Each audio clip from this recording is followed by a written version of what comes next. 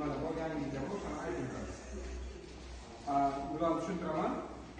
Kimga savol bo'lsa, nima bo'lsa keyin tushunmagan narsalarni savol bersa tushuntirib beramiz. Hozirda kirlarimiz bor. Bankga bu mahallaga tasdiqlovchi mahallaga biriktirilgan bankga biriktirilgan mahallaga ajratiladi. 50 milliongacha. Bu kreditimiz 60 oy, 25 oy, ayollar uchun 23%. Shundan so'ng plastikka tashlab keyin tadbirkorlik qilish, ana hozir o'ylaydi tadbirkordan xohlagan uchun tavsiyanom asosida beriladi 4%.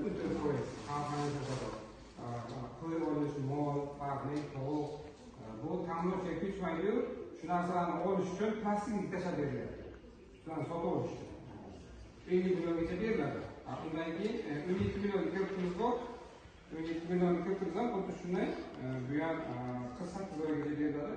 6 oy imtiyozlar bilan erkaklarga 25%, ayollarga 23%. 2% nima qilib berilgan, chegirma qilib berilgan ayollarni qo'llab-quvvatlash maqsadida.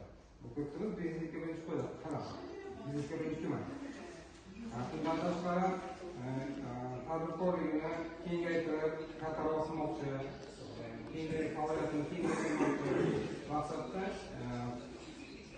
nimalar ham bor, korxona tashkilotiga, yuridik korxona emishlarimiz ham bor. Kreditimiz 100 milliongacha beriladi. Garov kirdi. Bu xizmat ko'rsatish, ishlab chiqarish, faoliyatni kengaytirish maqsadida beriladi. Ya'ni ish o'rnini ko'paytirsangizlar 100 milliongacha garov kirib keladi.